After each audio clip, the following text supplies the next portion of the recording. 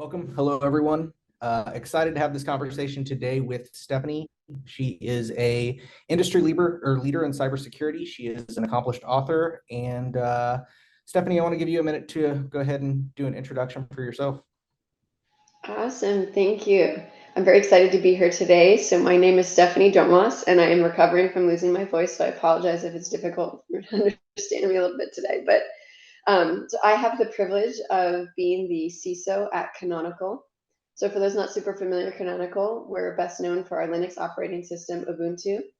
But in addition to that, Canonical is the maintainer for numerous impactful open source solutions, and security obviously plays a very critical role in Canonical's mission to both empower the world's open source contributors to drive impact, but also simultaneously help those who rely on open source to do so with confidence. Awesome. Well, great to have you. I think open source is obviously a big accelerator in the industry. It's also an interesting challenge in its own way too. I mean, I think it's a double-edged sword. You have that openness that really provides extra visibility into it, but also at the same time, it also provides extra visibility into it. So I think there's definitely interesting stuff going on there. I guess a question that's unique to your profile and your background. I'm curious, given kind of the growing climate on software supply chain, and specifically how open source is consistently being integrated into solutions that are out there. Do you have any opinions on how organizations can better improve their software supply chain? Yeah, so it's a really good question. It's unfortunately a really tough question because there aren't good answers yet, right? Whether or not you're looking at your supply chain and it's open source, or even if it's proprietary and closed source, right, there's still just a tremendous amount of risk that comes in that supply chain, right? From the second you hit build, a tremendous amount of things are happening, right? There's the source code itself, right? In an open source situation, there's both pros and cons of that, right? Part of the pro is that that is open source and you have the ability, if you're a consumer, to do any kind of auditing you want to, so that you can personally gain comfort with that code that's going in and being built. But that code is not the only thing, right, that happens once you hit build, right? That code is going to get built with a number of dependencies. It's going to be built with various compilers. It might potentially be put into emulation environments. It's going to be built into a lot of different things along that stage. And so there is risk in every single one of those stages, right? You may lock down the source code, you may have comfort with the source code, but then what about all the build chain dependencies, right? What about all the scripts that do your building? What about the compilers itself? They're going to build all those things together. And so that supply chain, when you just think of how software starts from a line of code and then ends up as an executable that you're going to drive some value from, there's just a lot of areas that risk can be introduced. That first end of that spectrum, right, where it starts from the source code, that's the most mature, right? There's a number of solutions and best practices out there for how to secure code, right? There's tooling, there's best practices, there's training, right, that can happen with your developers. And still, right, it's still not a solved problem, right? Just because that's the most mature area doesn't mean that there's still not vulnerabilities introduced into source code all the time from just mistakes, right? Just mistakes that are made when programming thousands of lines of code. So open source is both, again, there's that pro in the fact that you have the ability to audit to your content, right? To gain confidence that the code that is going to run or the code that is intended to be built is something that you believe in, right? But once you hit build, right, do you trust the build chain itself, right? Do you trust the server and this process that that code went through to get to that final project? Also thinking of open source, right, there's a couple of different kinds of open source, right? There's open source where a company may develop that code and they choose to release it open source, in which case all of the input is still coming from one particular company. So if that company is something that you have trust in, that you know that their employers have done, that employer has done good due diligence, right, you might also gain some additional confidence. Then there's sort of this true open source that is basically collectively capturing the world's innovation. And so Canonical is one of those second pieces where our products, right, that come out of Canonical, right, we're the maintainers, but actually input comes from the entire globe, right? People who do not work for Canonical contribute massive parts to the products, right, that we then support and maintain. And so there's also that question of trying to gain confidence in all of the different contributors from around the world. And do I may have confidence in maybe the maintainer, but not all the code came from the maintainer. And it's infeasible, right, to expect that every single line of code has been scrutinized, because a lot of these things are millions of lines of code. So very long-winded answer, basically to say we have a lot of best practices. There are some interesting emerging frameworks happening. So SLSA, SLSA, is an interesting framework that's coming out of the Open Source Security Foundation, OpenSSF. And that's specifically gained at trying to drive some maturity and frameworks and rules that can be applied when building open source, specifically to that build chain in your build environments, to try and gain some of that confidence. And so there's various maturity levels. There's things you can look for when trying to audit your build system to try and understand if you've got some guards in place for that entire chain.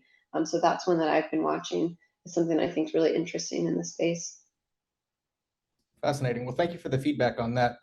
Obviously, in addition to those technical controls, when we talk about Cybersecurity Awareness Month, one thing that a lot of organizations are going to be concerned with is how to address the human factor of security as well. So I was wondering if you could tell us kind of how human behavior plays into cybersecurity. Yeah, so humans are really interesting when it comes to trying to control security risk. Because the unfortunate truth is, I think somewhere around 70 to 80% of continuing sort of breaches and exploitation can be traced back to something like credential loss. Now, credential loss itself often occurs because of a human error, right? It's social engineering, it's phishing and getting tricked into clicking on a link that you shouldn't have done. And that credential harvesting is the root of so many of the security issues that get exploited out there. And most of those can be traced back to a human making a mistake. And it's hard because, from a security perspective, we have to balance, how do I enable somebody to perform their job, right? Have access to the things they need to, but also still have the ability to lock down their system, right? And so at the end of the day, I can't prevent users, right, from accessing the things they need to do their job, which means in the event that those credentials are lost, the attacker also has access to that as well. So that's a really tricky one, right? How do I balance that ability? So there is I think, an over reliance, right, in the security space to develop policies. And I love policy. So for the record, I actually love security policy. I think you need policy. But the problem is, I see a lot of policies that rely on employees essentially memorizing what they're supposed to do, right? Memorizing and knowing, like, well, I shouldn't export this data, right? And so what I want to see is this evolution where, yes, the policies serve a purpose, and the policies are setting the rules of engagement, right? Of what good looks like and what we should be doing. But that next step of, how do you actually set up your infrastructure and your systems and the way you do access control and all the tooling that your employees use, how do you set those up with rules that actually just set them up for success, right? If a user shouldn't export something and email it to a customer, then how can you put data classification rules in place, or how can you set download rules in place that make it so they don't do that, right? Because most of the times when that happens, it's not nefarious intent, right? It's that an employee cannot keep 100 security requirements in their head at any given time. I can't even do it, and I love security. And so this over reliance on trying to have employees memorize, right, a bunch of rules and then expect them to change their behavior based on that is really tough, right? So we need that advancement in trying to support them with tooling and setting up their environments in such a way that security isn't relying on them memorizing, but rather on us setting up their environment in such a way that they can still do their job, but they can do it in a way where we've put guardrails in place that hopefully keep a lot of those common attack vectors from happening. So we need to balance those two, I think, better than what I traditionally see. And it's hard, right? Do I'm you not have going any to say it's not hard. Go ahead. was going to ask, do you have opinions on how we can use, so you mentioned kind of the challenge of end users having to memorize a bunch of different requirements in order to, and how that doesn't really work. I think that a lot of organizations kind of do phishing and other attack emulation training against end users in order to try to create that knee-jerk reaction, that automatic response that is the correct response. So just wanted to get your thoughts on the usefulness and kind of different ways that we could potentially use training by directly interacting with end users to better accomplish a security. Yeah, so I'm a huge believer in that empowerment and knowledge as the way to help them understand, right? If I give an employee 30 rules on security that have no context and no meaning, right? It is a memorization game. If you instead are taking an education approach so that they understand, like, well, they understand if they click a link, here's the types of things that can happen, right? Here's what attackers are trying to do. Suddenly it's not memorizing, well, I can't just do X. It's, well, I can't do all these things because here's these attack vectors, right? So education, I think, is a huge empowerment mechanism to try and change behavior. I still think you need the tooling, right? I still think you need to set up the environment to set them up for success. But that training is critical for them actually kind of understanding. Now, the stuff like phishing emails, it's kind of interesting, right? Working with a bunch of techie people. Every time, even in my new role, in my last role, right? When we send out those types of phishing emails, right, the statistic is always on, like, well, they judge success by like how many people click the link, right? And that link, it detects that by, every single email has a unique link. So it can tell how many basically followed through on that link. But when you work with a bunch of tech people, right, that's actually sort of a tricky measurement because we have a ton of tech people who will actually do things like unroll that link, spin up a sandbox, and try to unroll it. And so they're not actually doing something wrong, right? And in many cases, right, they took the necessary precautions, but then we get these statistics back saying, well, 30% of people, click that link. And then we'll share that and say, okay, well, we need to go further in their training. And then you get all these comments of developers saying, well, I didn't click it. I rolled a sandbox and I done up all this stuff. It was totally like isolated. I just wanted to see where it went, right? And so it's kind of funny, the dichotomy of these tech people who throw off your statistics, but they're actually doing the right thing, right? Anyway, so you also have to take that kind of grain of salt in mind of it's kind of hard to put those metrics in place of like, is it working, right? Because I would argue the people who spun up those sandboxes to unroll that link, actually the training worked, right? They knew enough that they were suspicious of that link that they unrolled it in a safe environment to check. But I don't have any way to differentiate that the training worked and they enrolled it in a safe environment versus they clicked it because they didn't know any better. So there's trouble when you work in a tech company with a lot of techie people. It becomes hard to kind of unroll some of that. So it's just kind of an interesting anecdote. Yeah, I think that's a great point, and I like the fact that you brought up the challenge of kind of measuring risk and the question of are we measuring the right things. So really, I think that's a great segue into my next question, which is what are some ways that we can, as organizations, effectively measure our security posture, and what are some risk metrics that we can put in place that will be more helpful in that regard? Yeah, so there's no shortage of frameworks out there, right, for benchmarking or setting up security controls. There's standards that you can measure yourself to. So honestly, any of the well accepted ones out there, right, I'm a fan of, but the key is applying those things correctly. So you can't understand your maturity journey, right, until you can understand where you're at now, right? So doing a very unbiased assessment of whichever framework you want, right?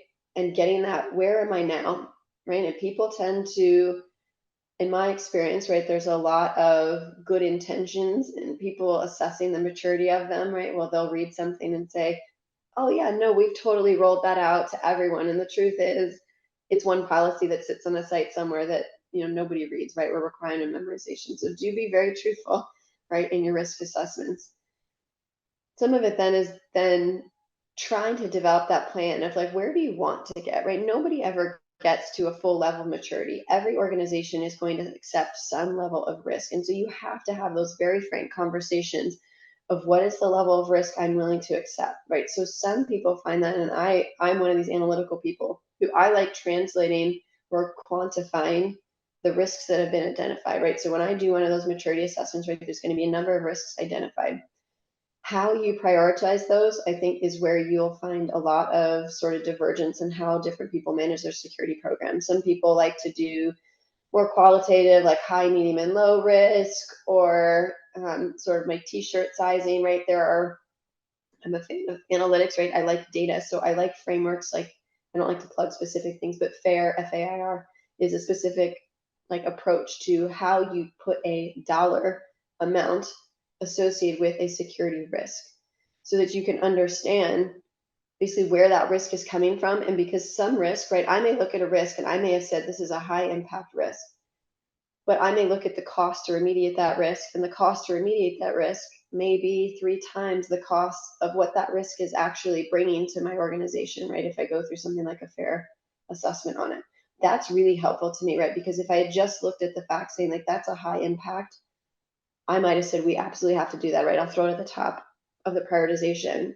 But when you go through this quantification of risk and translate it to something like a dollar amount, I find that really meaningful to actually go back and say, okay, well, I'm willing to carry, maybe as an organization, you're willing to carry $1 million in risk, right?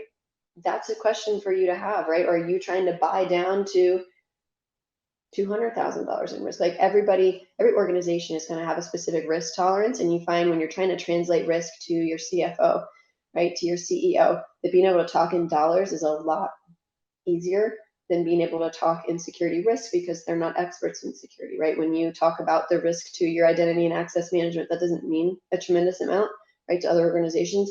But when I can say this risk is a $500,000 risk to our company, that means something, right? And it'll cost us $100,000 to remediate it. That's a really easy conversation to Yeah. have. So So risk quantification actually is a very fascinating area for me. I think for me, I think the easier component of that is kind of evaluating your assets in terms of value. Not that that's easy, but I think it's yeah, not easier easy. than forecasting the likelihood that that asset is going to be compromised. So I was wondering if you could provide any insight on kind of what threat intelligence or other components go into that forecasting of likelihood of attack. Yeah, that's another one where there are so many different either frameworks or equations or ways to approach and assign a likelihood.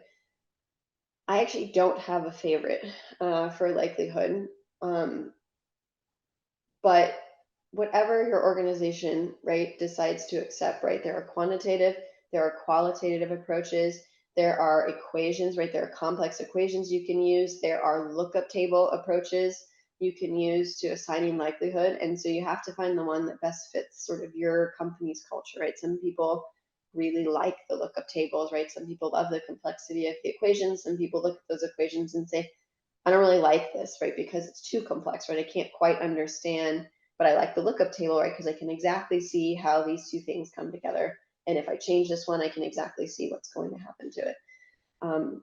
So I can't profess to have a favorite in likelihood. And honestly, I've actually sort of struggled with a bunch of different ones. I haven't found like that perfect fit out there yet. But the key is, again, coming up with something that fits sort of your culture and the way you do quality risk management, the way you do engineering excellence, right? If you're someone in like the healthcare space, right, you're going to have a regulated quality system. There's already a way you do likelihood and other factors, right? And the way you do likelihood for security should align with the way you do likelihood for something like safety, right? Or for privacy. And so making sure it aligns with like the way you're managing other types of risk. Security is just a new type. It's just a type of risk, right? All companies have risk from all sorts of different vectors, right? So I don't have a good solution there other than to say make sure it aligns with what you're doing with those other organizations, but do decide on an actual framework, right? And again, is it qualitative? Is it quantitative? Is it equations? Is it lookup tables? It's all over the board. Is it something homegrown? Honestly, homegrown is not necessarily bad in a likelihood scenario. I've seen some really good homegrown likelihood approaches, right? When it fit kind of the unique nuance of the environments that they were in, the like type of industry that they operated in some cases across multiple industries. So no silver Well, bullets. thank you. Uh, another topic that I wanted to discuss is obviously the technology landscape is drastically changing. We're seeing a rate of acceleration increasing year over year.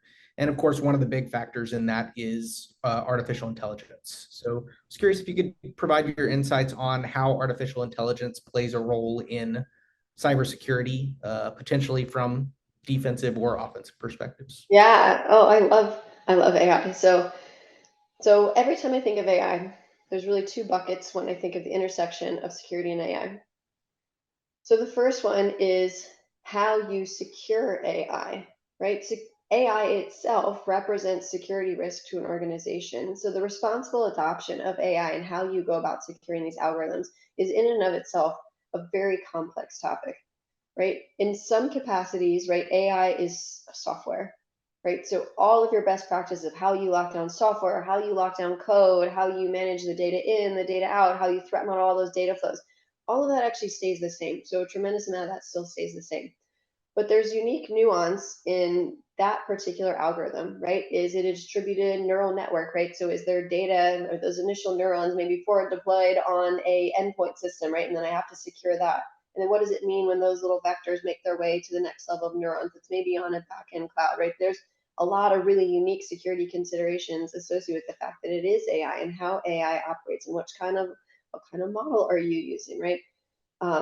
So there's interesting security implications, there's interesting privacy implications associated with just the security of AI, right? There's also a lot of emerging research around just ways to attack AI models, right? Things like how do you, if it's in training mode, right? How you can potentially do like model training poisoning, right? Is there a way for attackers, and there are ways for attackers, right, to build in, you can think of them as backdoors, but basically build in the answer they want into an AI model, right? So think a safety critical system, right? If tremendous amount of training data, right? If attackers can insert very specific pieces of training data that later represent like a way for them to get the answer they wanted out of an AI model, right? That's really powerful. So things like model training poisoning, there's not good ways to detect that right now. But then even once it's in inferencing mode, things like adversarial perturbations or model inversion, where they can potentially try to extract things like the training data back out of the model, right? The training data, maybe the training data was protected information, it was protected health information, it may have privacy concerns. Models right now actually are not regulated, right? Like a healthcare model, right, that was trained on HIPAA protected private data, right? The model is not considered protected, right?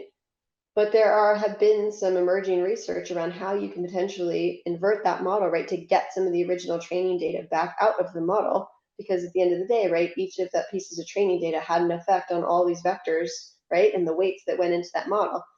So that's really interesting, right? How do you secure models, right? How do you detect if your model is invertible, right? How do you detect if your model is subject to adversarial perturbations where they may be able to keep manipulating input until they can find a case where essentially the model makes the wrong choice, right? If the model says the wrong answer, right, is there a way for them to exploit that? Again, think safety critical systems, financing, banking, right? If you can find a way to trick the AI model to give you the wrong answer, that might be exploitable. All of those are emerging areas of research, right? There are not good methods out there for how you detect if the model you're using is susceptible to those. So I think that responsible adoption of AI is a really interesting facet of AI. But then on the other side of that, you have, okay, but putting all that aside for a second, AI still is a really powerful force multiplier for performing things that are really human intensive. And a lot of security work is very human intensive. When you think of things like threat intelligence, vulnerability hunting, developing patches, right, documentation, very human intensive. And so there's also on the other side of the house, right, there's security of AI, but then there's AI for security. And so there's also this really emerging, interesting opportunity, right, for us to actually apply AI to force multiply those humans, right? There is a deficit in security talent out there for the number of growing security opportunities and needs in these tech companies and basically any company that has any digital presence.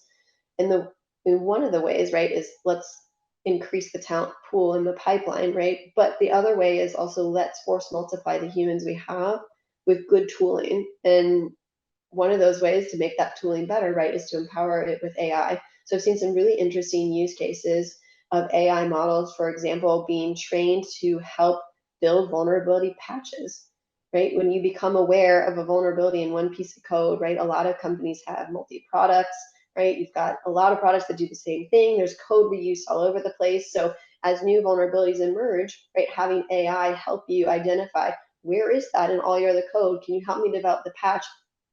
And then it still goes to a human, right? You still need that human to have eyes on glass, but you've just taken something that may have taken a human a week, and the AI can reduce that down to maybe the human taking a couple hours to review those patches versus having to track all that stuff down themselves. Because it's not as simple as like copy find, right? For trying to match if this vulnerability is in other code, right? Because there's contextual usage, right? The AI models can understand that, right? That maybe the vulnerabilities are named or value variables are named differently. Like maybe the order of instructions is a little different, but it's similar enough, right? That this may be also susceptible to that vulnerability, right? That takes a long time for a human to find that. And so I'm really excited about these opportunities that are emerging in some of these pieces, things like threat intelligence and threat hunting, right? Where it's super human intensive, and the human will still play a huge role in it.